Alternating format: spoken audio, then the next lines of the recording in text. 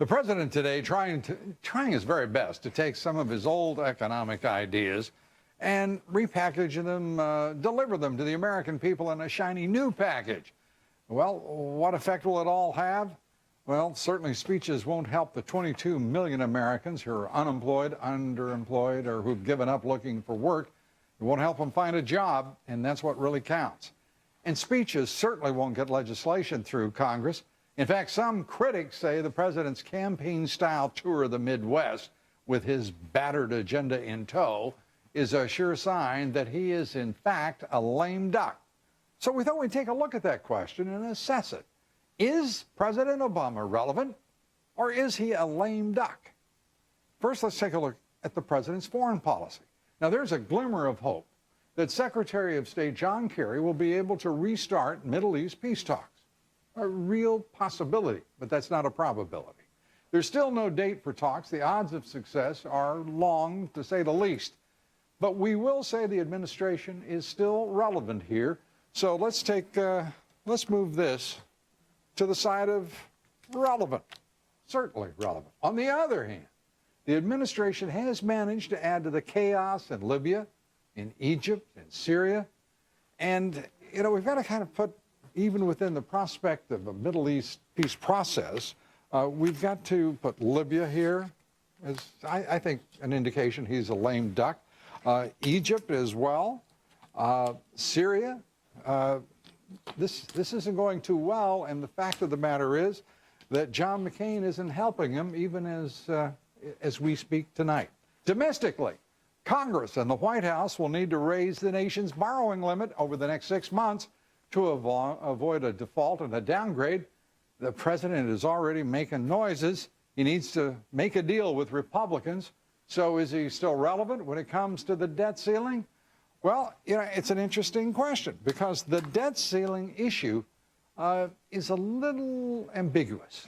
Talk of the president's lame duck status ramped up in April when his push for gun control, and it failed. So the debt ceiling, we'll put this over here. I think it still makes him relevant. The push for gun control fails, so gun control, this isn't helping the president, and his persistence certainly isn't helping him.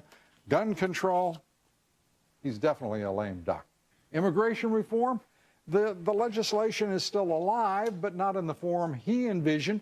The Gang of Eight legislation is dead on arrival at the House. The House is going with an intelligent, I think, a very intelligent approach to immigration reform. They're doing it incrementally. They're focusing on security, and they're making certain that if there is a path to legalization, it is one that puts those illegal immigrants behind those who have followed the lawful process and does not create some sort of expedited path to citizenship. Most political analysts say the reason it's still kicking is because the president has chosen not to meddle in the process. Immigration, without a question, he's a lame duck. Next up, the sequester. The sequester that he continues to complain about. Again today, he criticized sequester, calling it a meat cleaver that's cost jobs and harmed growth. Now, here's a problem. It was his administration's idea. It was his White House's idea. And he hasn't engaged House Republicans on the issue, nor has he persuaded anyone. He is also, by the way, the president who signed it into effect. On the issue of sequester, he's behaving exactly like a lame duck. And finally, there is, of course, the big issue, Obamacare. A new Fox News poll out today shows 53% want this law repealed. But the White House says all Obamacare needs is a good public relations blitz by the president. Until they stop thinking like that and start thinking about how to fix it and to implement it intelligently, effectively, if it could be, Obamacare will only serve to make the president a lame duck. The final count, two issues where the president is relevant, 7 where he is, without question, a lame duck. I'd say this president is in trouble. What do you think?